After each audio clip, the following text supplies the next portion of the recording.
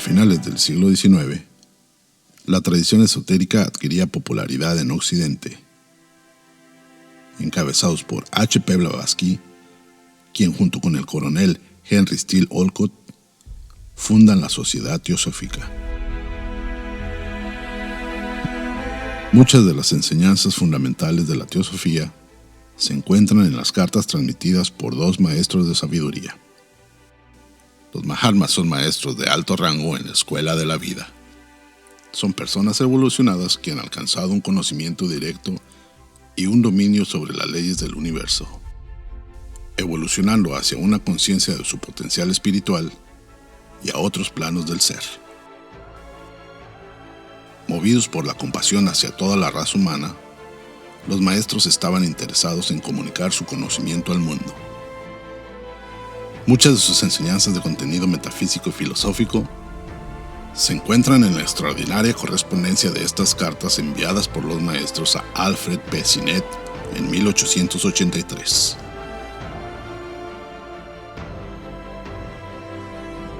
Hacemos la invitación para unirse al estudio de las cartas de los Mahatmas los días martes a las 11:30 horas del centro de México.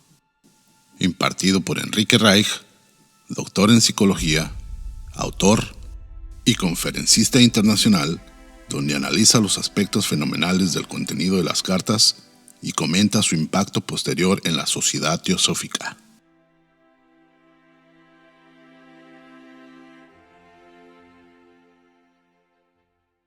Buenos días a todos. Vamos a empezar entonces con nuestro estudio de las cartas y nos quedamos ya, vamos a empezar con la carta 15. Terminamos con la carta 14. Sin embargo, vamos a repasar algunas cosas de la propia carta 14 antes de continuar con la carta que sigue, que es la carta 15. Entonces, si les parece, vamos a empezar.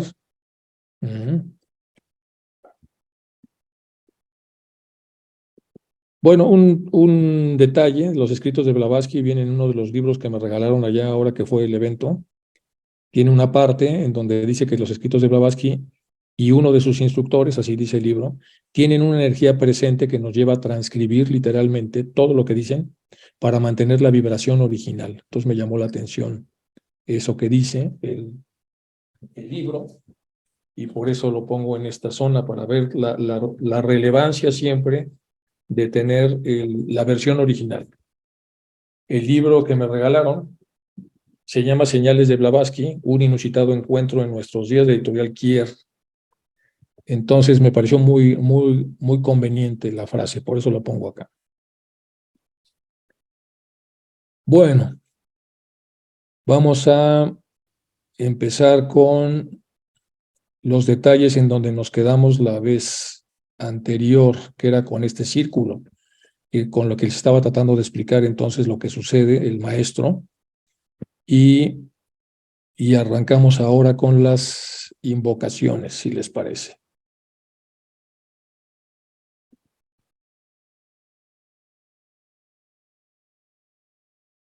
Bueno, empezamos con las invocaciones que teníamos para la carta 14. Nos dirigimos con respeto a los grandes seres de luz infinita, las divinidades que ayudan a la humanidad, los amados Mahachohan y maestros de sabiduría. Pedimos su auxilio para comprender lo oculto, permítanos trazar un puente que nos bendiga y nos facilite la inspiración apropiada.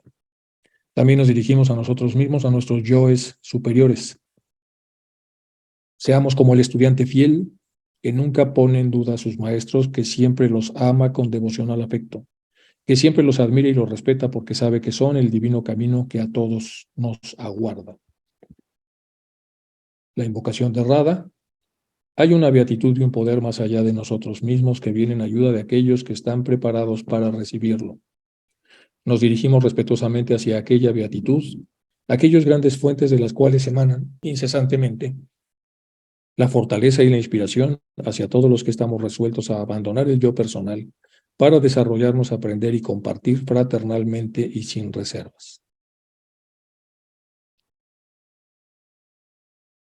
Y esta es una frase de Radha. Dice, todos hemos escuchado la expresión que dice, la fraternidad es un hecho en la naturaleza. La naturaleza en sí misma es fraterna. Lo que nos da a entender que una relación natural es aquella en la que todos se sienten parte de una misma familia. Esta relación natural es algo que aún no hemos experimentado. Esto es un comentario de Rada, que hace poco se celebró su cumpleaños. Y ahora nos vamos con la carta 15. Bueno, vamos, durante el Manvantara lunar, la evolución produjo 7 clases de seres. Estamos hablando aquí del tema de la naturaleza septenaria. Denominados pitris o padres por la razón de que engendraron a los seres del Manvantara terrestre. Eso ya lo sabemos, es nada más como viene reseñado. Estos seres son los antecesores de la humanidad actual. Así pues, los pitris o los padres, antecesores, divinidades, espíritus o regentes, son mónadas que, habiendo terminado su ciclo de vida en la cadena lunar inferior a la terrestre, se encarnan en nuestro planeta y pasan a ser hombres, en realidad. Son las mónadas que entran en el ciclo de evolución del globo A. Dando la vuelta a la cadena de globos, desarrollarán la forma humana.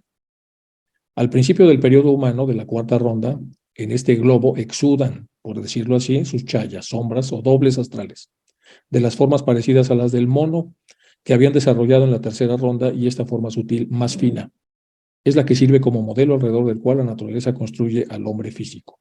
Esto es para complementar lo que estaban diciendo los maestros en la carta anterior. Esto ya es tomado de la doctrina secreta. Los libros exotéricos indos mencionan 7 clases o jerarquías de pitris, aquí otra vez en relación a la naturaleza septenaria. 3 de ellas son incorpóreas, Arupa pitris, esto es sin forma o cuerpo, y 4 son corpóreas, los Rupa pitris. Por otro nombre llamados Varichats.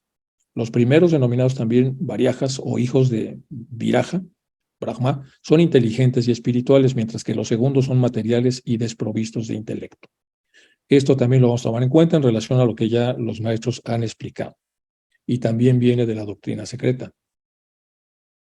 Más detalles para complementar con la doctrina secreta lo que hemos estado viendo. Esotéricamente, los asuras constituyen las 3 primeras clases de pitris o padres, nacidos del cuerpo de la noche, mientras que las otras 4 fueron producidas del cuerpo de la aurora. Esto también es doctrina secreta. Se han dividido además los pitris o antecesores en 2 géneros distintos, los Varichat pitris y los Agnichavata pitris. Los primeros de ellos poseen el fuego sagrado. ¿Cuáles? Los Varichat pitris. Y los segundos están privados del fuego sagrado. El ritualismo indo parece relacionarlos con los fuegos sacrificales de los brahminis, jefes de familia, Grishasta. Los de la clase más elevada, esotéricamente, los Agnichavatas, están representados en la alegoría exotérica como brahmanes, jefes de familia que habiendo descuidado mantener sus sagrados fuegos domésticos y ofrecer holocaustos en sus pasadas existencias en anteriores manvántaras, perdieron todo derecho a recibir las oblaciones con fuego, es decir, tuvieron fuego y lo perdieron. Mientras que los Varichats, por razón de ser brahmanes que tuvieron fuegos domésticos, son honrados de esta suerte hasta hoy en día. Esta es la forma, entonces, como se narra desde el punto de vista indo lo que los maestros nos comentan en la carta 14. Pero la filosofía esotérica declara que las calificaciones originales son debidas a la diferencia que existe entre las naturalezas de ambas clases. Los Agnichavata pitris están desprovistos de fuego, como ya se dijo, esto es de pasión creadora porque son demasiado divinos y puros. En tanto que los Varichat pitris, por ser los espíritus lunares más estrechamente ligados a la tierra, vinieron a ser los Parapatis inferiores, los Elohims, creadores de la forma o del Adam del polvo. Otra vez esto es doctrina secreta. Esto es como se dijo en otro contexto y en otro libro sagrado que tenemos prácticamente lo mismo. Bueno, respecto a los globos, que también había surgido esa duda, esto no es que me lo haya escrito nadie, sino que surgió la vez pasada como una pregunta. Toda ideación cósmica cesa entonces porque no existe nada ni nadie para percibir los efectos. Brahma, la deidad misma, se halla en estado latente a modo de sueño.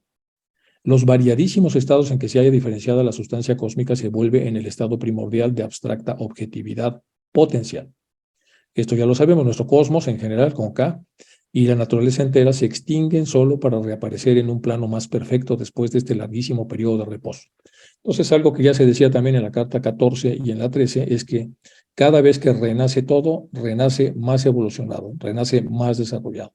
Los innumerables globos desintegrados son de nuevo construidos del antiguo material y reaparecen transformados y perfeccionados. Eso es importante.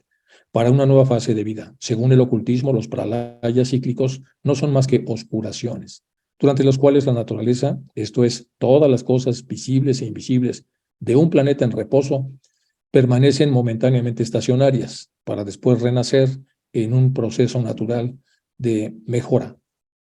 De estos 7 globos, tan solo uno, el inferior y el más material de todos, se halla dentro de nuestro plano o al alcance de nuestros medios de percepción. El de hasta abajo ya lo sabemos, permaneciendo los otros 6 fuera del mismo. Bueno, esto es entonces para contestar las preguntas anteriores y ya nada más nos falta esta antes de entrar al detalle de la carta. Alguien preguntó de las cadenas.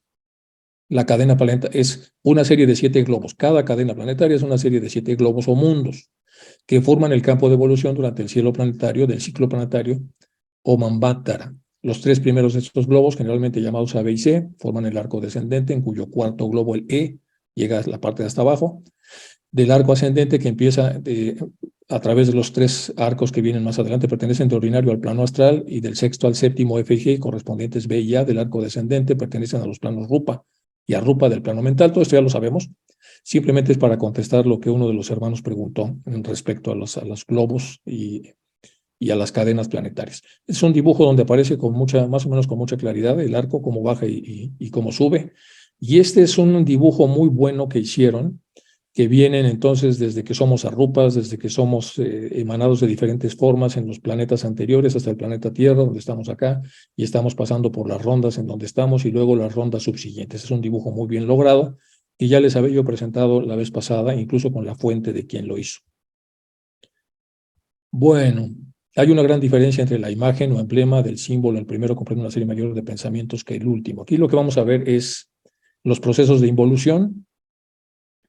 Y luego, en relación a otra pregunta que también hicieron, aunque no fue tocada con suficiente profundidad por parte de los maestros, era el tema de Naraka, el concepto popular del infierno, de la prisión bajo tierra, de los infiernos ardientes y fríos. Entonces solamente les dejo el espacio para que, si alguien lo va a estudiar en las logias, tome una foto o simplemente vuelva a ver esta presentación y ya lo lea con más detalle. Aquí viene ya toda una... Les hice dentro del proceso involutivo, el globo más bajo y luego lo que sería el Naraka para poderlo estudiar ya en las logias. Y ahora sí arrancamos con la carta 15 de KH a Hume, recibida el 10 de julio de 1882. Contiene siempre en sí misma cada forma mineral, vegetal, animal, esa entidad que implica la potencialidad de un desarrollo hasta llegar a un espíritu planetario. Ven ustedes la calibre de la pregunta. ¿Contiene acaso siempre en sí misma cada forma mineral, está hablando de las mónadas, en cada mónada que está en su ciclo mineral, vegetal, animal, esa entidad que implica la potencialidad de un desarrollo hasta llegar a un espíritu planetario? ¿Existe ahora mismo en esta tierra semejante esencia o espíritu o alma? El nombre no tiene importancia, no sabemos si es de Barker esta aclaración. En cada mineral, es decir, vamos a ver otra vez, ¿existe ahora mismo en esta tierra semejante esencia, espíritu o alma en cada mineral? Pregunta Hume. Contesta el maestro, invariablemente. Solo que más valdría llamarlo el germen de una futura entidad. Más que hablar de potencialidad, el maestro corrige. Potencialidad es demasiado abstracto. Ya también hablamos un poco acerca del uso de los términos para que estos términos puedan quedar o puedan ensamblarse mejor en el proceso de comprensión de los mismos. Entonces los maestros dicen, valdría mejor llamarlo germen de una futura entidad, que es lo que ha sido durante todas las edades. Tomemos como ejemplo, dice el maestro, el feto humano. Desde el momento de su concepción hasta que completa su 7º mes de gestación, repite en miniatura los ciclos mineral, vegetal y animal por los que ya habían pasado sus anteriores incorporaciones como mónada, y solo durante los últimos 2 meses desarrolla su futura entidad humana. Es decir, todo lo que pasa dentro del útero repite todo el desarrollo que ha tenido como especie, como mónada, desde que viene el sistema mineral, vegetal, animal y finalmente humano en esos 9 meses de gestación. Eso es importante. Más adelante, algunos autores empezaron a trabajar más con esta teoría y se ha mencionado dentro de la teosofía la relevancia que tiene. Dentro de la Dentro de la antropología a esto se le llama recapitulación. La recapitulación es como volver a vivir las etapas anteriores hasta llegar al punto en el que estamos. Recapitulación ontofilogenética, ontofilogenética. ¿Y qué es la ontogénesis? La ontogénesis es el estudio comparado de las leyes de evolución del niño hasta convertirse en adulto, es decir, desde que una persona entra en contacto con el óvulo, con el esperma, hasta que es adulto.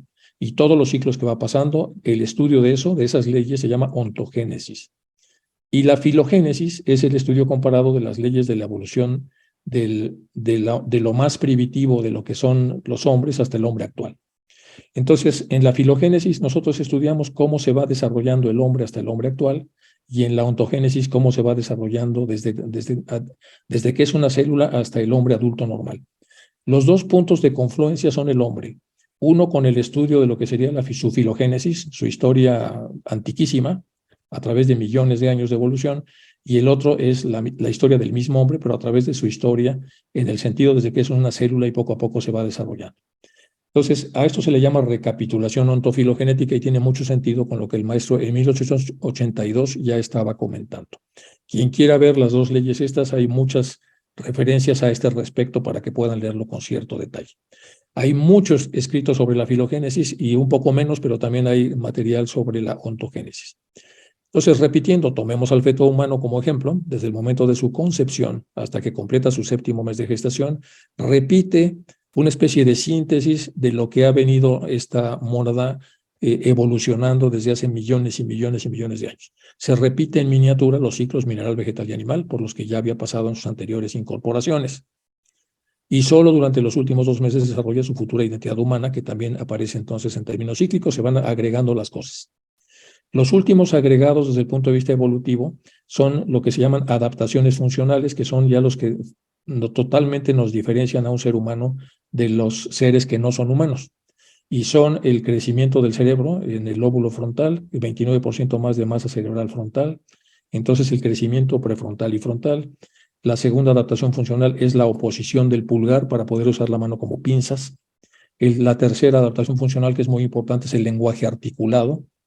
La cuarta adaptación funcional importante es el pensamiento lógico y simbólico. Y la quinta es la bipedestación, es la posibilidad entonces de la conversión del ser humano en una persona bípeda. Bueno, esas son las adaptaciones entonces que nos separan del resto de los animales y por lo tanto serían el último punto de desarrollo de acuerdo a esta teoría. Bueno, lo cual no se completa más que hacia el 7º año de la criatura. Sin embargo, esta existía sin ningún aumento ni disminución, eones y eones antes de que iniciara el camino progresivo, a través y en el seno de la madre naturaleza. Es decir, como si la naturaleza fuese una gran matriz y ha pasado a través de eones, no de 9 meses, sino de eones y eones, todos estos cambios. Como lo hace ahora en el seno de su madre terrena. Aquí es donde viene la comparación ontofilogenética. Interesante cómo arranca la carta, para poder utilizar esta alegoría y entender cómo sucede en pequeño lo que en realidad está representando una evolución de eones y eones de tiempo.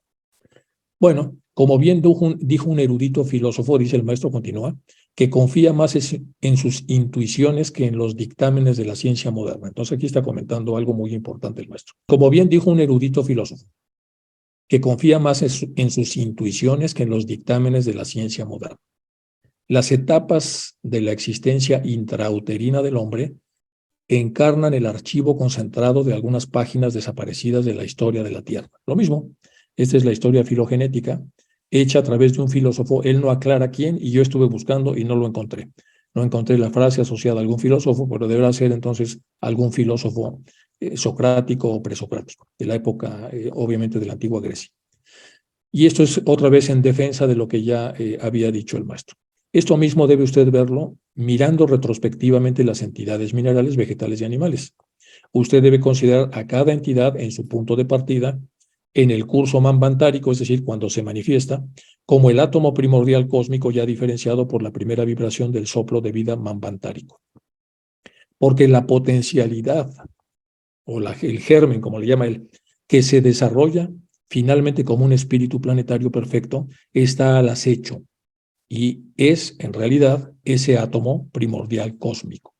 Entonces, pongamos esto como la conclusión completa de la pregunta profunda que hizo Hume. En esta última parte se resume la última parte de la pregunta.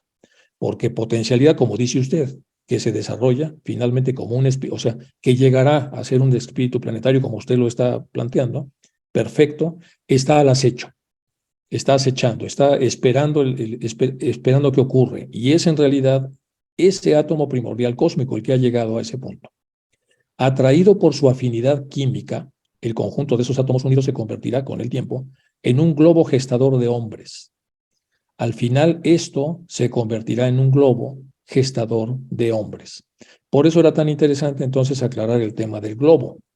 ¿Y qué es eso de un globo gestador de hombres? Bueno, ya lo habíamos visto cuando estábamos en esta zona de aquí para explicar lo que son las famosas cadenas. A ver, las cadenas. Entonces, ¿qué es una cadena planetaria? Una serie de 7 globos o mundos que forman el campo de evolución durante el cielo planetario o Manvantana. Entonces, para poder terminar de entender esto, dice, atraído por su afinidad química para unirse con los otros átomos parecidos, el conjunto de estos átomos unidos se convertirá con el tiempo en un globo gestador de hombres. Después de haber pasado sucesivamente por las etapas de nebulosa, de espiral, de esfera de niebla incandescente y de condensación, consolidación, contracción y enfriamiento. Y todo esto de alguna manera nos explica entonces cómo son tomados de los gases, las partículas que son prácticamente invisibles, y en esa primera parte es la etapa de nebulosa, es decir, polvo cósmico. Después la nebulosa adquiere un movimiento, se adhiere, y aquí viene la parte en espiral, porque ya empieza a viajar junta, y después se convierte ya en una esfera de niebla incandescente. Después de convertirse en una esfera que todavía es de niebla, se condensa, empieza entonces a adquirir densidad. Se consolida una vez condensada, se contrae, se hace más pequeña y por lo tanto entonces las distancias atómicas se hacen menores y da una experiencia ya de partícula, es decir, de masa, y poco a poco se va enfriando lo que ulteriormente va a ser un planeta. Pero cuidado, dice, no todos los globos se convierten en gestadores de hombres. No todos los globos se van a convertir en eso. Y bueno, aquí tenemos algunos ejemplos al respecto de cómo se va desenvolviendo todo esto. Y el ejemplo que más se pone, ya no en las cartas, es el de las matrushkas. Tenemos aquí al cuerpo físico, después tenemos a prana, ya saben, tenemos kama, manas inferior, manas superior. Bueno, y todo está de alguna manera como interpenetrado en una serie de cuerpos o de planos. Aquí están las etapas del feto, que a nivel macro representan la parte mineral, etcétera, pero a nivel premacro o premicro incluso, están con estos sistemas que el maestro está aquí explicando. Y esta explicación es muy interesante. Recuerdan ustedes entonces que ya en alguna parte le había dicho a Sinet, el maestro, que revisara un poco por qué se hablaba de niebla, y aquí está entonces un poco del tema. Entonces tenemos lo que es la vista del cosmos a través de estas partículas que son invisibles, y de pronto se hacen nebulosas, es decir, empiezan a aparecer partículas suspendidas, después estas adquieren movimiento como espiral, después adquieren forma como esfera incandescente, después empiezan a condensarse, a consolidarse, a contraerse y finalmente se enfrían para generar entonces ya una partícula. Esto es válido para una partícula y aparentemente también válido para un planeta. Y aquí tenemos un poco el ejemplo, por lo menos tratado de esquematizar. Tenemos primero la nebulosa o polvo, después la espiral en forma primigenia, la esfera de niebla con fuego, la condensación, consolidación y finalmente el enfriamiento con mayor condensación atómica. Es lo que está explicando y es muy interesante y está muy fácil de entender. Simplemente establezco el hecho sin detenerme más al respecto, dice el maestro. La gran dificultad en captar la idea del mencionado proceso radica en el riesgo de formar conceptos mentales más o menos incompletos del funcionamiento del elemento único, de su inevitable presencia en cada átomo imponderable y de subsiguiente e incesante y casi ilimitada multiplicación en nuevos centros de actividad, sin que esto afecte en lo más mínimo su propia cantidad original. Y aquí entonces él comenta que esto es peligroso, como se está explicando, porque puede verse demasiado físico. Por eso la gran dificultad de captar la idea. La idea, dice él, del mencionado proceso que ya he explicado, radica en el riesgo de formar conceptos mentales. Es decir, que a raíz de lo físico que se está explicando, se conceptualiza lo que sucede, más o menos incompletos, son conceptos incompletos, del funcionamiento del elemento único y de su inevitable presencia en cada átomo imponderable, es decir, de la fuerza que origina que todo esto suceda, que no está presente ni es conceptualizable. Entonces podemos ver todas las funciones conceptualizadas, pero omitimos lo no conceptualizable, entonces, que es la fuerza que permite que todo esto suceda. Y entonces se hace una multiplicación de nuevos centros de actividad sin que esto afecte en lo más mínimo la propia cantidad original. Esto ya pasa biológicamente en la división celular, que se llama mitosis, y que se divide en 4 etapas. Y ocurre que una célula se divide en 2, y luego hay una duplicación de cromosomas, duplicación de procesos, hay una elongación de la propia célula, un adelgazamiento de la parte central, y de una célula salen 2. Y de la segunda célula, las 2 son hijas de sí mismas, por así decirlo, vuelven a partirse en otras 2, con lo cual son 4. Y esto pasa también con las diferentes etapas de desarrollo del propio feto, desde que es mórula, monérula y en general todos estos nombres que se dan a esta multiplicación celular. Y poco a poco cada uno de estos centros va activando diferentes partes de los cromosomas que se van a hacer cargo de diferentes partes de lo que más adelante será el cuerpo, en el caso específico humano, pues el cuerpo nuestro. Entonces, continúa el maestro, tomemos un conjunto de átomos destinados así a formar nuestro globo. Como si estuviéramos hablando de un cuerpo, pasa exactamente lo mismo, es lo que dice. Y así como en el caso del ser humano, esta división celular implica la activación de ciertos centros de información que están en los genes, y no nada más en los genes y en los cromosomas, sino en la parte subjetiva de ellos. Esta información entonces permitirá una subespecialización atómica que traté de representar aquí en este círculo, y se van a dedicar a la formación de diferentes cosas.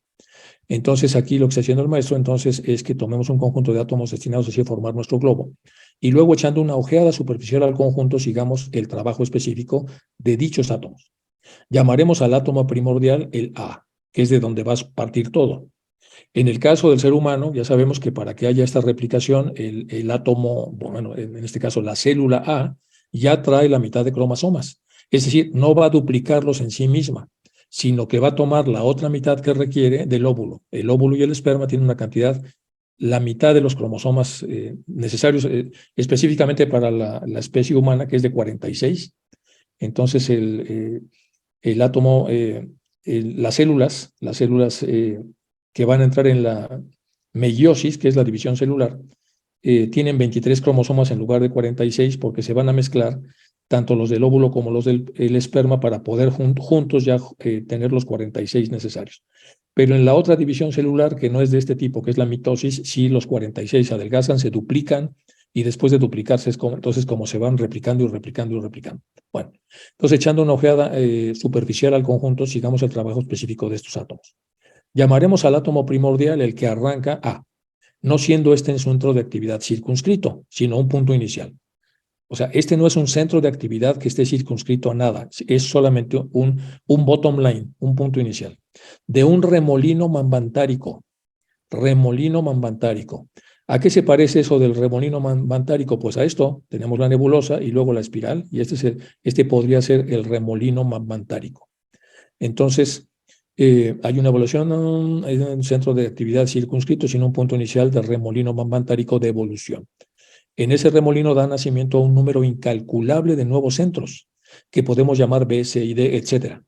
Cada uno de estos puntos principales da nacimiento a centros menores, que serían A minúscula, B, C minúsculas.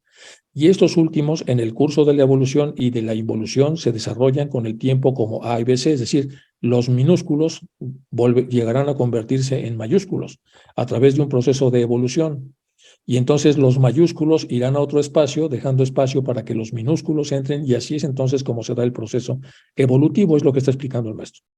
Y formarán así las raíces, que son las causas del desarrollo de nuevos géneros, especies, clases ad infinitum. Es decir, este es un proceso que prácticamente es infinito, en donde las cosas van creciendo, se van desarrollando de acuerdo a su propia potencialidad, van alcanzando el nivel que requieren, y después vuelven otra vez en el remolino mambantárico siguiente a seguir otro tramo de su propio proceso de desarrollo, vuelven a desaparecer, vuelven a juntarse, etcétera, etcétera.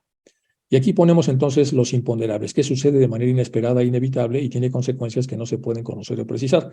Ya nos había dicho el maestro cuando estaba hablando de los números de las cantidades de encarnaciones, que son 777, ¿se acuerdan ustedes?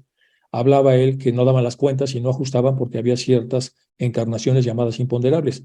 que suceden de manera inesperada e inevitable y tienen consecuencias que no se pueden conocer o precisar. Es decir, aquí tenemos entonces el conjunto total de encarnaciones necesarias donde los átomos vuelven a juntarse para vivir otra vez el espacio necesario mamantárico de evolución y luego vuelven a desaparecer y a volverse nebulosas para volver otra vez a juntarse y continuar el proceso, pero a estas hay que ponerle a los lados en diferentes etapas las otras 400 y pico para llegar más o menos al promedio que ellos mencionan.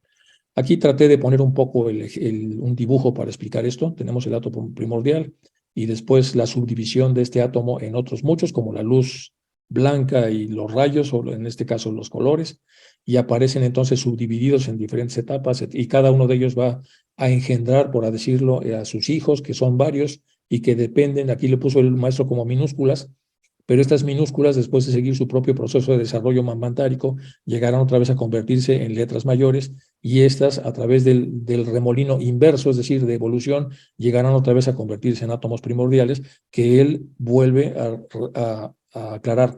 No es este se llama átomo primordial, que no es un átomo, no es un centro de actividad circunscrita, solamente es un punto inicial de diferenciación.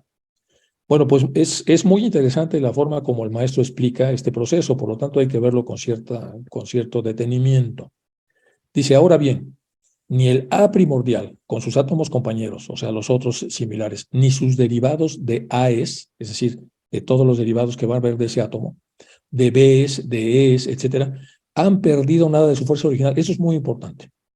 Lo que nosotros vemos en el plano físico es que cuando una potencia, un generador de determinado wattaje se divide en más centros de distribución, lo vemos incluso con el Wi-Fi, baja entonces la potencia, una vez que hay una división, la potencia baja. Pero aquí está aclarando el maestro y es muy importante, entonces lo siguiente que hay que verlo con cuidado. Entonces, no han perdido, han perdido nada de su fuerza original.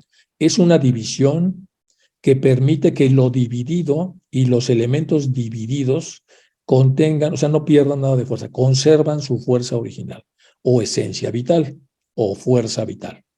Cualquiera de estas expresiones, todavía no estaban los sistemas que van a venir un poco después, donde se empieza a hablar del concepto de fuerza vital. Entonces, este A primordial con los átomos compañeros, ni sus derivados, es decir, una vez que se van como subdividiendo en sí mismos, no pierden su fuerza. Están divididos, pero no pierden su fuerza, a consecuencia de la evolución de los derivados. La fuerza allí no se transforma en algo distinto, como ya he manifestado en mi carta. La fuerza allí no se transforma en algo distinto.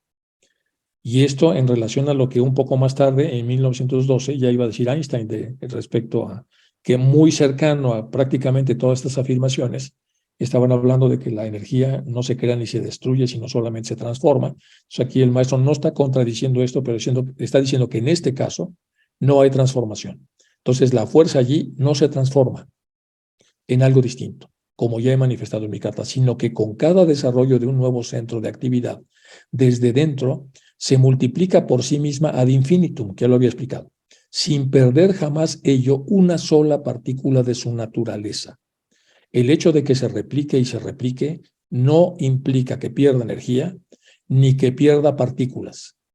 Es decir, sigue conservando su propia naturaleza, ni en cantidad ni en calidad. Más bien, y a medida que progresa, añade algo más a su diferenciación, es decir, experiencias. Es como yo interpreto, dentro de las limitaciones que tengo para hacerlo, lo que está diciendo aquí el maestro. Vamos a leer otra vez para que nos quede un poco más claro. Ahora bien, ni el A primordial, que ya fue explicado, con sus átomos compañeros, es decir, los otros A's, que son muchos, ni sus derivados de todos, que son las letras minúsculas, que son las A's minúsculas, B's, C's, etcétera, han perdido nada de su fuerza original o esencia vital a consecuencia de la evolución, es decir, de la multiplicación y de la tenencia de sus derivados, es decir, de los productos que han salido de ellos. La fuerza allí no se transforma en algo distinto, como ya lo he manifestado en mi carta, sino que con cada desarrollo de nuevo centro de actividad desde dentro se multiplica por sí misma ad infinitum. Puede multiplicarse y multiplicarse y multiplicarse sin perder la fuerza que tiene de multiplicación, sin perder jamás por ello una sola partícula de su naturaleza, ni en cantidad ni en calidad. Más bien, y a medida que progresa, añade cosas a su diferenciación, añade algo, dice él.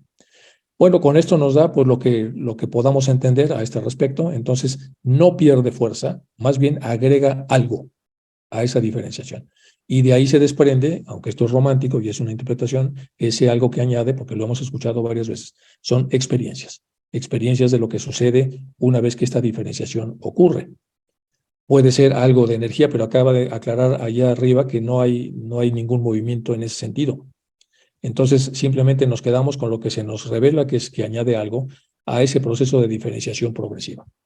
Esta llamada fuerza demuestra que es realmente indestructible. Aquí entra ya otra vez en los pormenores que van a tener pues todos los que estuvieron ahí en la famosa conferencia de Solovey, que ya la habíamos revisado en la clase de ciencia y teosofía, y que ahí estaban pues muchos de los físicos, casi 10 premios Nobel, que más adelante serían premios Nobel, estaba Madame Curie, ¿se acuerdan? Y en todos ellos se estaba hablando de esto. Entonces, lo que está diciendo aquí, esta fuerza demuestra que es realmente indestructible, pero no es correlativa a nada, ni es transmutable. Ustedes imagínense a los físicos de aquella generación, antes de que fueran en el 29 del siglo siguiente a Solovey, leyendo esto. Y por supuesto, tratando de utilizar lo que están leyendo a todos los procesos que requerían ellos para ir creando lo que poco a poco la física fue haciendo en los años subsiguientes. Entonces, volvemos a leer, esta llamada fuerza demuestra que es realmente indestructible, pero no es correlativa a nada ni es transmutable, en el sentido aceptado por los miembros de la Royal Society, sino más bien podría decirse que crece y se desarrolla en algo diferente, aun cuando ni su propia potencialidad ni su ser se vean afectados en lo más mínimo por esta transformación. Es algo que se transforma sin perder fuerza, es algo que se transforma añadiendo algo, y es algo que se transforma sin que esto pueda tener un efecto mínimo en su transformación. Ni puede que sea correcto llamarle fuerza, dice el maestro, puesto que esta última no es más que un atributo del Yin Xin. Yin Xin, o la única forma de existencia, y también es Adibudi o Dharmakaya, la esencia mística universalmente esparcida, cuando se manifiesta en el mundo fenomenal de los sentidos, es decir, en su antiguo conocido, de esta fuerza que es el Fohat. Y vamos a ver aquí entonces el Yansin en la parte amarilla. Es el hiperónimo, ¿se acuerdan que el hiperónimo habíamos dicho que es como una descripción genérica? Y el hiperónimo es una descripción genérica que nos deja con muchas dudas porque al ser por ejemplo, decir los vegetales, pues eso es un hiperónimo, porque no sabemos cuáles son, pero por lo menos ya sabemos que se está hablando de los vegetales. Entonces, Yansin es un hiperónimo. Es la fuerza, es uno de sus hiperónimos. Yansin es hiperónimo porque es la única forma de existencia. Y también es Adibudi o Dharmakaya, la esencia mística universalmente esparcida cuando se manifiesta en el mundo fenomenal de los sentidos, es decir, su antiguo conocido Fohat. Y aquí vemos ya entonces de qué cosas constituye este hiperónimo. Aprendemos las cosas a través de los hiperónimos, es decir, los vegetales, y luego las aprendemos a través de las partes subsecuentes de ese hiperónimo. Utilizando el concepto de la carta, entonces el hiperónimo nunca pierde fuerza por dar de sí mismo a todos los vegetales. Y entonces cada vez que los va desdoblando y los va llevando mamantáricamente a la expresión, no solo no pierde fuerza, sino que gana algo. Y al decir algo, otra vez tenemos un hiperónimo, porque no sabemos de qué algo dice, pero sí sabemos que es algo. Y entonces tenemos que quedarnos con las limitaciones de lo que se nos revela para tratar de entender la realidad y ya posteriormente podemos especular sobre qué es lo que puede ser ese algo, como hicieron muchos de los físicos después de la famosa reunión de Solovey. La famosa doctrina del corazón, las dos escuelas de doctrina de Buda, la esotérica y la exotérica, son llamadas respectivamente la doctrina del corazón y doctrina del ojo, como ya sabemos. Bueno, ahorita vamos a explicar esto en relación a lo que sigue aquí. Bueno, respecto a esto, vea el artículo de Subarro, que se llama Arjan Arat Esoteric Doctrines. Bueno, es un artículo interesante que trata de los principios septenarios del hombre. Aquí viene la septenariedad y la revisión que hace de los fragmentos de usted en las páginas 94 y 95.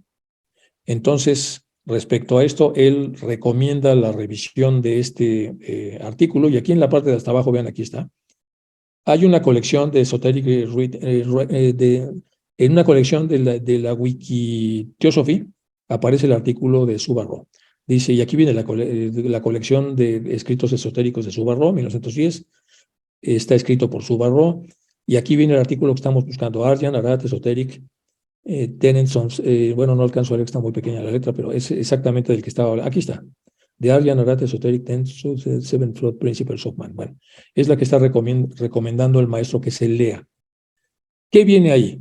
Pues vamos a ver la parte de arriba. Probablemente las doctrinas esotéricas arias, por eso es Aryan, por el momento llamaremos con ese nombre, y la caldeo-tibetana son fundamentalmente idénticas. Es decir, ¿qué quiere decir fundamentalmente? En lo fundamental son idénticas. En lo accesorio, en la forma de manifestarse, en los elementos que se utiliza para explicarse, puede haber una diferenciación. Pero en lo fundamental son idénticas. Las doctrinas arias, esotéricas, eso es lo que dice Subarro. Bueno, y la doctrina secreta de los cabalistas judíos es simplemente una rama de ellas. Es decir, las teorías cabalistas tienen una misma fuente fundamental, aunque una diferente forma de explicación que puede ser al nivel de A mayúscula o a nivel de A minúscula. Si fuera una A minúscula, es un derivado. ¿Y un derivado qué quiere decir? Que ya no es la enseñanza original, sino es la primera raíz o rama o el primer brazo que se tiene de aquello. Entonces, de acuerdo a estas formulaciones ascendentes que continuamente ponen los maestros, por eso es que va muy bien el tema de las mayúsculas, minúsculas y luego las dobles minúsculas, números, lo que fuera, para poder explicar entonces cómo va habiendo un ascenso paulatino hasta llegar a las letras mayores y a partir de ellas ya tener una diferenciación mucho más sofisticada. Entonces, en este artículo dicen, nada quizá puede ser más interesante ahora para un estudiante de filosofía oculta que una comparación entre las dos doctrinas principales antes mencionadas. La carta de HPV parece indicar dos divisiones en la doctrina caldeo-tibetana, la de los llamados lamaístas y dos, la de los llamados arats. En el budismo arat o rats que ha sido adoptada por la hermandad himaláyica o tibetana. ¿Cuál es la diferencia de estos dos sistemas? Algunos de nuestros antiguos escritores brahmínicos nos han dejado relatos de las principales doctrinas del budismo y de la religión y filosofía de los arats, siendo así llamadas por ellos las dos ramas de la doctrina esotérica tibetana. Es decir, en el fondo, fundamentalmente son lo mismo, aunque tengan diferentes rostros. Como estos relatos aparecen generalmente en tratados de carácter polémico, no puedo confiar mucho en ellos. Bueno, esto es lo que va escribiendo Subarro, que es lo que recomienda aquí a Hume que lea el maestro. Los brahmines iniciados llaman Jinsin y Fohat, es decir, Brahman y Sakti cuando se manifiesta como fuerza. Tal vez sería más apropiado llamar vida infinita o fuente de toda vida visible e invisible, una esencia inagotable siempre presente en resumen, un Sababat. Bueno, aquí lo puse en rojo para que podamos ver una aclaración que hace el maestro una vez que la A mayúscula ya se ha expresado en el proceso de evolución de la comprensión humana en una A minúscula. Es decir, ya se está hablando de un hiperónimo, pero es un hiperónimo que ya no es tan hiperónimo, porque ya es un hiperónimo que en realidad es una rama. Es decir, hablar de los planetas y hablar de la Tierra, el planeta Tierra. Entonces, cuando se usa el planeta Tierra como si estuviéramos hablando de los planetas, convertimos al planeta Tierra en un hiperónimo, pero en realidad es una A minúscula, porque la verdadera A mayúscula son todos los planetas con las características que tienen, taxonómicamente hablando, todos los planetas, y ese es el hiperónico, y por lo tanto, una de las ramas sería en este caso el planeta Tierra. Bueno, aquí empieza a haber un problema y entonces el maestro nos pone atención sobre eso. Entonces los brahmines iniciados llaman Jinsin y Fohat, Brahman y Sakti, cuando se manifiesta esta como fuerza. Tal vez sería más apropiado llamarla vida infinita, otra vez un hiperónimo. La fuente, otra vez un hiperónimo, de toda vida visible e invisible. Ese es un hiperónimo. Una esencia inagotable, siempre presente y en resumen, un Sababat. Es decir, insiste en que nosotros podamos, cuando estamos hablando del punto genérico más elevado, que sería el hiperónimo, realmente hablar de un hiperónimo y no de una fracción que se convierte en una rama. ¿Y qué es el Sababat? Bueno, aquí está abajo. Es la materia y sustancia del mundo, o más bien aquella que está detrás de esa sustancia del mundo, aquello que está atrás. El espíritu y la esencia de la sustancia. Como la sustancia no pierde su esencia y la esencia viene del espíritu, que es la esencia de todo, entonces el Sababat, por eso, dice que es la materia y sustancia del mundo, lo es todo. El hombre en cuestión viene de Subaba y está compuesto de tres palabras: su bueno, perfecto y puro, hermoso, Saba, Sva, mismo, propio, idéntico, uno de sí mismo, y esta que no alcanzo a ver aquí, Baba, que es ser o estado de ser. De él procede toda naturaleza y todo vuelve al final de los ciclos de ida. Bueno, es el Sababat. Y luego nos falta aquí la doctrina del corazón, que vamos a vincular a esto que se está diciendo de este lado. Entonces, el gran Arhat, Bodhidharma, las denominó en China el Zhongmen, es la escuela esotérica, y el Kiaomen, escuela exotérica. La primera se llama así por razón de ser enseñanzas emanadas del corazón de Gautama Buda, mientras que la doctrina del ojo fue obra de su cabeza o cerebro. La doctrina del corazón es denominada también sello de verdad o sello verdadero y símbolo que se encuentra encabezado en casi todas las obras esotéricas, como esto viene en La Voz del Silencio. La doctrina del corazón o sello del corazón, el Xinyin, es la única doctrina verdadera. Entonces aquí tenemos una segunda definición de Xinyin. El Yanxin tenemos o el Xinyin, es el hiperónimo o fuerza de todos los hipónimos diferentes que ya hemos tratado de explicar acá.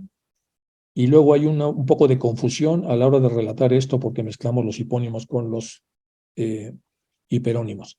Y aquí en la doctrina del corazón vuelve a aparecer entonces otra vez el Xinyin, que sería la doctrina del corazón de Buda, es decir, aquella intuición que va de los mundos sutiles hacia la manifestación intelectual y no que viene de la reflexión, como sería el otro, que sería la segunda intuición. Entonces, la fuerza intuitiva que trata de ver la totalidad y que viene de los mundos sutiles sería la doctrina del corazón, como viene aquí explicado, pero habría otra manera de tratar de ver esa realidad con un mayor esfuerzo desde lo grosero a lo sutil, o desde lo más sutil o a lo menos sutil. Bueno, en estas dos rutas son explicadas con la famosa doctrina del corazón, y con eso cerramos este trozo de lo que nos está explicando el maestro, que tiene cierto grado de complejidad, pero bueno, vamos tratando de explicarlo como se pueda. Aquí está otra vez el famoso artículo, y vamos a leer otro poquito de lo que en ese artículo se narra, el que está explicando el maestro que se debe revisar. La doctrina oculta brahmánica probablemente contiene todo lo que se enseñó sobre los poderes de la naturaleza y de sus leyes. Aquí dice el maestro. La doctrina, bueno, perdón, dice Subarro. La doctrina oculta brahmánica probablemente contiene todo lo que se enseñó sobre los poderes de la naturaleza y sus leyes, que ya también sabemos que hay mucho sobre esos temas, ya sea de la misteriosa isla del norte o en el igualmente misterioso continente del sur, y se pretende comparar a las disciplinas aria y tibetana en cuanto a sus enseñanzas sobre los poderes ocultos de la naturaleza.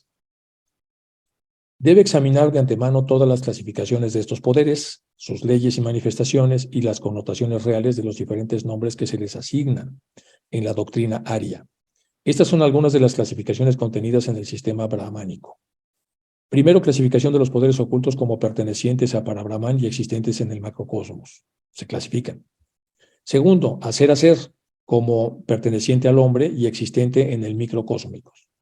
Tercero, siempre habla de hacer, que es do, que es, bueno, así lo traduje por lo menos, para los propósitos del Taraka Yoga o Pranava Yoga. El hacer para los propósitos del Sankhya Yoga, donde están, por así decirlo, los atributos inherentes al Prakriti, a la materia. Hacer para los propósitos del Hatha Yoga. Hacer para los efectos del Koula Agama, para los propósitos del Sakta Agama, etc. Este tipo de explicación que viene en este artículo que recomienda el maestro leer, en realidad nos está ayudando a emparentar lo que es la doctrina de los arios y la doctrina de los budistas tibetanos.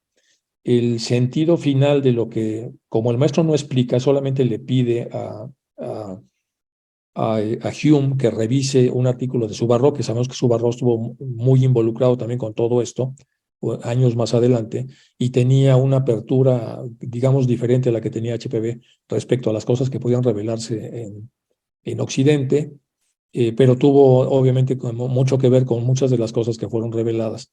Entonces, el hecho de que nos lleve hacia allá debe tener alguna clave. Y la clave a la hora de comparar las doctrinas de los Aryan, Arat, Esoteric Texts con lo que sería la parte posterior que ya resulta de los budistas tibetanos, seguramente vamos a ver dentro de esta enorme similitud en lo fundamental diferencias en la forma de explicación. Y parte de las diferencias tienen que ver con la mayor profundidad que en teoría debería haber en la parte posterior que tiene que ver con el budismo tibetano, y milimétricamente hacia abajo menos en lo que tiene que ver entonces con los arats relacionados con los Aryan, ¿cómo se llaman? Bueno, Esto es entonces un trabajo pendiente para que podamos hacer esa diferenciación que va a requerir pues, un rato para hacerla. Yo trataré de hacerla, si no para la siguiente, para las siguientes clases. Y si logro encontrar ahí lo que el maestro está tratando de que Hume averigua a través de la lectura de este artículo, pues ya lo comentaré con ustedes, si no ustedes también lo pueden hacer por su cuenta. Bueno, pasamos a lo que sigue. Bueno, repaso de lo visto con anterioridad que pueda tener alguna importancia para poder entender esto. Bueno, el maestro también estaba comentando, tal como usted lo ve ahora, a excepción hecha de las cifras, los geólogos de ustedes dividen, creo, las rocas en tres grandes grupos. ¿Se acuerdan que eso ya había comentado el maestro que le estaba diciendo a Hume? Que cómo dividía en su época los geólogos en rocas areniscas, graníticas y calizas. Y él dice, o sea, la verdadera división debería ser en sedimentarias, ígneas y orgánicas. Según sus características físicas, igual que los psicólogos y los espiritistas dividen al hombre en una trinidad de cuerpo, alma y espíritu. Nuestro método es totalmente distinto al de ustedes. Clasificamos los minerales y también los demás reinos según sus propiedades ocultas y no nada más sobre sus formas físicas. Y luego, como alguien preguntó de cómo estaba ese tema de los pedazos esos para que el agua no se filtrara en los océanos, entonces habíamos visto que estaban los sedimentos, aquí donde dice clay, luego estaban las arenas, luego estaban las gravas y luego aquí como las lajas de piedras. Y entonces todo esto ocurre en el agua y es lo que está diciendo aquí el maestro, sedimentarias, ígneas y orgánicas. Y luego que la verdadera clasificación que hay en esos también incluye a las propiedades ocultas de los productos y no nada más a las formas físicas visibles. Bueno, Charles Lyell, que también lo cita, publicó su famoso libro Principios de Geología en 1830. Es un libro que influyó en el pensamiento de Charles Darwin, promovió con éxito la doctrina del uniformismo. Esta teoría afirma que los procesos geológicos que han ocurrido a lo largo de la historia de la Tierra aún están producidos en la actualidad. Por el contrario, el catastrofismo, la teoría que indica que las características de la Tierra se formaron en diferentes eventos individuales catastróficos y que en la Tierra se mantuvo sin cambios a partir de entonces, aunque Hutton creyó que el uniformismo como idea no fue ampliamente aceptada en el momento. En la década todavía anterior de 1750, la geología aún no estaba fundada como ciencia, pero en la década de 1830 estaba definitivamente establecida y empezaba a hacer clasificaciones, pero todo desde el punto de vista visual. Y por eso aquí los maestros aclaran que en realidad no habría que hacerlas solamente así, sino hay que hacerlas a través de otra clasificación que implica esta nueva clasificación ciertas características metafísicas. Y en esas características yo creo que es donde se explica por qué la parte sedimentaria evita la filtración, porque si no, no tendría sentido. Bueno, luego la litificación es el proceso generalmente de capacitación, compactación y cementación por el cual los sedimentos se convierten en rocas sedimentarias, magmáticas, que son aquellas que forman cuando el magma se enfría y solidifica. Todo esto sigue siendo físico. La litificación es una descripción química acerca de lo que sucede, pero sigue faltando la parte metafísica que origina esa posibilidad. Bueno, y aquí viene un artículo interesante que en los mayas tienen un secreto ingenioso. Esto apareció en el BBC News, y un señor Alex Fox, entonces habla de cómo los mayas ya conocían un proceso de litificación. Entonces, la purificación que hacían los mayas, se tenían un sistema bastante avanzado incluso para nuestros días, que utilizaban ciertos materiales de piedras como zeolitos, y esto se utilizaba para filtrar las aguas y podía explicar por qué podían tener aguas empantanadas y sin embargo producir agua suficientemente limpia para poder ser para el consumo humano. Todo lo pueden buscar ustedes entonces en este título, The Mayas Ingenious Secrets to Survival, en las épocas de escasez de agua, y aparece en la BBC News con Alex Fox, y este es el año en el que aparece, agosto 9 del 2021, y va un poco en el sentido o sea, por lo menos deja entrever la idea de que pues sigue habiendo muchos misterios de por qué se comportan ciertos minerales de la forma como se comportan. Sin ríos ni lagos cercanos, los mayas tuvieron que crear una red de enormes embalses en Tikal, que es el preclásico maya, para recolectar y almacenar suficiente agua de lluvia durante la estación de seca de la región, que dura de 4 a 6 meses. Para los miles de habitantes que tuvo durante su apogeo en el siglo VIII, entre 40.000 y 240.000, según estimaciones, estos reservorios ayudaron a que hubiera más de 1.000 años de presencia maya en Tikal. El año pasado, usando técnicas científicas, bueno, fue que se descubrió este tema. Es un artículo moderno. Si no aclara mucho, pues por lo menos deja el autor entrever pues, muchas de las cosas que se conocían en ese antiguo mundo maya y que ese conocimiento de las rocas permitía el utilizarlas para diferentes tipos de funciones, en el entendido de que muchas de las características y cualidades que tienen las rocas no son explicadas solamente por su forma física, es decir, tienen algo que las define como con cierta identidad, y eso, por supuesto, que tiene que ver con los aspectos metafísicos. Bueno, el Shabbat es su aplicación universal, Fohat, cuando se manifiesta a través de nuestro mundo fenomenal, o mejor dicho, cuando se manifiesta a través del universo visible. Por lo tanto, en las limitaciones que implica el universo visible. Es Pravriti cuando se activa, Nivriti cuando es pasiva. Bueno, Pravriti cuando se activa, Nivriti cuando es pasiva. Por eso ya vemos que incluso en el glosario teosófico aparece el Pravriti Marga y el Nivriti Marga. Y es decir, si uno va en un proceso de desarrollo interior o exterior. Llámela Sakti o para Brahman, si lo prefiere, o lo diga con los Advaityas, Subarro es uno de ellos, que para Brahman más Maya se convierte en Ishvar o principio creador. Un principio comúnmente llamado Dios que desaparece y muere con todo lo demás cuando llega el Pralaya. O bien puede usted opinar como los filósofos budistas del norte y llamarla Adibhuti, la inteligencia omnipenetrante absoluta y suprema con su divinidad manifestándose periódicamente. Y esta es la forma correcta como debería nominarse, como una inteligencia omnipenetrante absoluta y suprema, es decir, la parte oculta incluso del reino, de todos los reinos, incluido el mineral, tienen entonces estas piedras, estos minerales, una inteligencia omnipenetrante absoluta y suprema con su divinidad que se manifiesta periódicamente. Avalokitesvara, una naturaleza inteligente manmantárica, completada con la humanidad. Nombre místico que damos a la hueste de los Diyan Chuans solares o la hueste de nuestro sistema solar solamente, tomados colectivamente. Entonces, Avalokitesvara está hablando de los Diyan Chuans cuando se toman colectivamente. Es decir, otra vez vamos con el hiperónimo. El hiperónimo es muy importante para que de ahí derivemos nosotros lo que son los fragmentos y no creamos que un fragmento es un todo o lo utilicemos como un hiperónimo. Bueno, cuya hueste representa la fuente madre, la suma total de todas las inteligencias que estuvieron, están o que siempre estarán en nuestra ristra de planetas gestadores de hombres. Entonces, Avalokitesvara es el nombre místico que damos a la hueste de los Diyan Chuans, que tomados colectivamente son Avalokitesvara, cuya hueste representa la fuente madre, la suma total de todas las inteligencias que han estado, que están y que estarán en nuestra ristra de planetas gestadores de hombres. Y cuando dice aquí que es la suma de todas las inteligencias que estuvieron y que generaron experiencias, aquí puede venir algo del algo que él explica que se da en todo este proceso, aunque eso otra vez es romántico y es una especulación.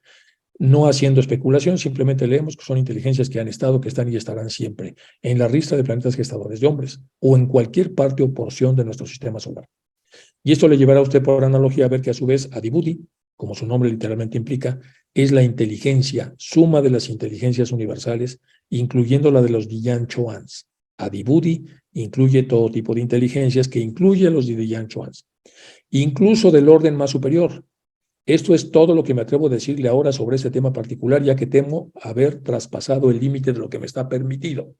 Si vemos en un ser humano, entonces también tiene su puente Adibhuti, y si pudiéramos vibrar en esa tonalidad, estaríamos a este nivel, es lo que uno desprende de lo que está diciendo el maestro. Por eso aquí, después de decir lo que dice, y hasta aquí llego porque temo haber traspasado el límite de lo que me está permitido. Por consiguiente, cada vez que le hable de humanidad, sin especificarla, usted debe entender que no me refiero a la humanidad de nuestra cuarta ronda, tal como la vemos en esta mota de barro del espacio, sino la hueste entera ya evolucionada.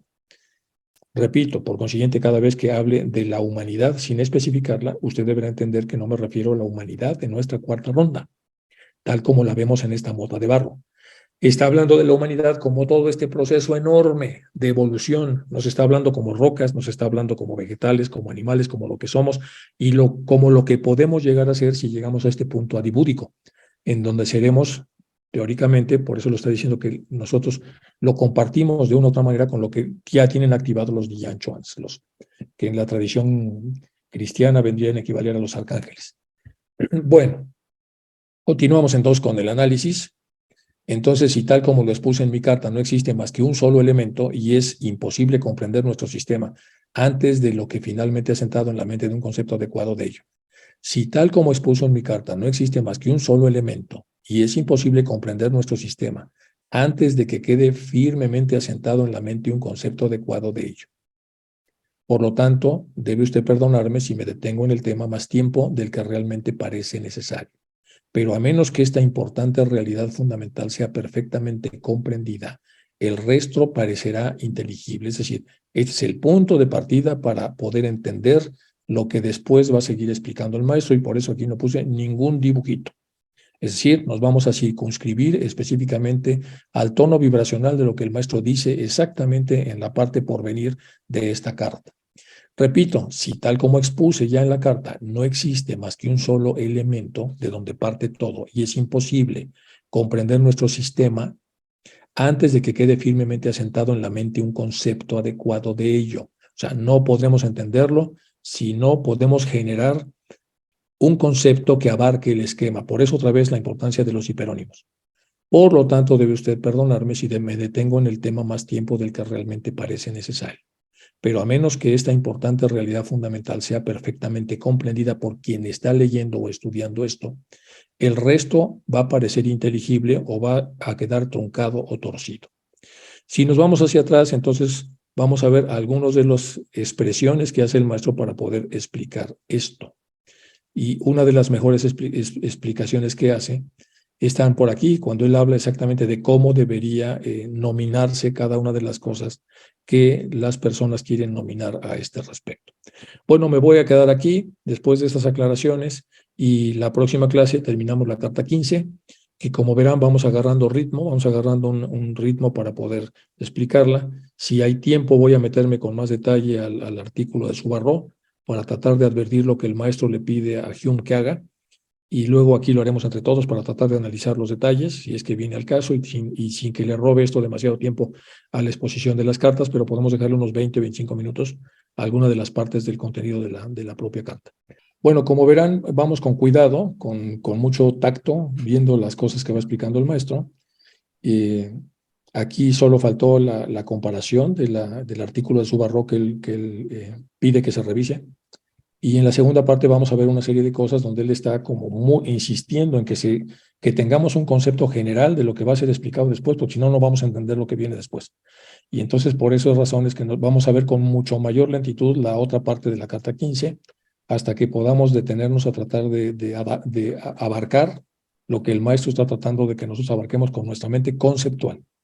Es decir, vamos a formar un concepto, y a través del concepto trataremos de no equivocarnos, es decir, de que el concepto que vamos a formar entonces represente pues todos los elementos. O sea, vamos a hacer un hiperónimo de cierta complejidad para que a través de esta complejidad podamos tratar de entender lo que sigue. Bueno, ¿Puedo pues si no hay decir más algo? preguntas. No, digo, ¿puedo decir algo? Es Sí, que claro que sí. dijiste tanto que ahorita creo que por eso no tenemos preguntas, porque yo ahorita estoy tratando pues de medio comprender todo lo que dijiste, porque, bueno, utilizas, perdón, son tantas cosas para mí, como esa palabra de hiperónimo, que ni siquiera la puedo pronunciar. Pero ya la habíamos explicado, ya la habíamos Sí, ya explicado. la habían explicado, pero de todas maneras, ¿cómo se llama? Dije, ya, ¿dónde, cuándo? O sea, y sí, empieza uno bueno, al menos mi mente se expande tanto que luego ya no sé qué voy a preguntar. Y yo creo que a mucha gente, porque dicen, conócete a ti mismo y luego conocerás al resto del mundo. Yo creo que a muchas personas, pues ya no sabemos ni qué preguntar, porque sí Es que está un poco... ves que los maestros tienen problema con los conceptos, bueno, con la terminología, y continuamente se quejan de que es muy difícil explicarlo en las lenguas europeas. Y luego pero citan ciertas claves de ciertas palabras. Simplemente el concepto, es decir, el metaconcepto, la forma como el concepto se define a sí mismo es compleja. Primero porque es una representación mental, no es una percepción. Representación es que cerramos los ojos y nos imaginamos algo, esa es una representación. Entonces lo que está diciendo el maestro es, a ver, antes de que empiecen a representar esto que no pueden observar, porque la humanidad es tan larga y ha tenido tantos periodos que ustedes están en un periodo chiquitito. No pueden llamar humanidad solamente a este trozo donde está, porque ustedes vienen de muy lejos y todavía van para quién sabe dónde. O sea, estamos en un ranchito de esta carretera y no podemos generalizar solo con lo que vemos en esta carretera. Tenemos que formarnos una idea, es decir, vamos a conceptualizar, es una representación. Cerramos los ojos y en la representación entonces vamos a ver objetos, hechos, cualidades y situaciones. Son las 4 características de un concepto. Y con esas nos vamos a formar una idea de lo que él va a tratar de explicarnos, para que tengamos ahora un hiperónimo de humanidad, es decir, lo que realmente es, a pesar de que no lo veamos. Y no tengamos necesariamente un trocito, con el trocito que vemos podamos hacer generalizaciones, que es el gran problema de la ciencia, que con el trocito que observa, que es chiquitito, pues empieza a sacar ahí como grandes elucubraciones, y luego ya no queda muy claro, porque la luz viaja a cierta velocidad y cuando llega a un límite del espacio se lentifica. Y entonces empiezan a especular por qué se lentifica, quizá porque es curvo el universo, pero no sabemos, se está especulando. Dentro de estas representaciones, entonces por eso dice el maestro, a ver, vamos a tratar de unir conceptualmente, o sea, vamos a hacer una representación juntos en donde no manipulemos las cosas y ahí tenemos que ser mucho más cuidadosos solamente con el texto. Esperemos que nos salga bien, va a ser la próxima sesión, me voy a ir todavía más lento para que el concepto que quiere el maestro que nos formemos sea lo más parecido a lo que él está tratando de darnos. Por eso no hay que alterar un poco las formas como lo va nominando. Y ahorita me fui lento, bueno, me traté de ir lento para ir explicando. Creo que si abordas lo de Shubha Rao con más calma, va a ser más explicativo, Enrique. Bueno, voy a meterme al artículo de Shubha Rao. Y la próxima, antes de entrar porque aquí sí necesitamos bajar la velocidad cuando entremos en este tema, para que todos tengamos la imagen más o menos que los maestros quieren que tengamos. Pero bueno, me iré con más calma, Leonor. ¿En dónde encontraríamos el artículo de Shubha Rao? Creo que está en la wiki. ¿Ves que la wiki tiene? Yo lo bajé de ahí. Déjenme ver dónde. Aquí debo tenerlo ya como Shubha Rao. ¿No está en 5 años de teosofía? ¿No? Sí, creo que viene ahí también. Pero Okay. creo, es que la parte donde viene ya divulgada, no sé, pero los de la wiki, ves que está Wikipedia y ahí en Chicago tienen a una chica muy brillante dedicada a la formación de ciertos materiales que requieren incluso universitarios de la zona, me decía ella, y entonces cuando ellos le van pidiendo cosas, ella forma los cuerpos y los mete en un wiki especial que se llama Wikiteosophy. Y creo que yo lo saqué de ahí, incluso viene el título y todo. Entonces hay que poner el título completo en YouTube y seguramente los va a llevar a la wiki, a la Wikiteosophy, no sé cómo se llama. Lo bajamos y lo troceamos y lo leemos porque está denso.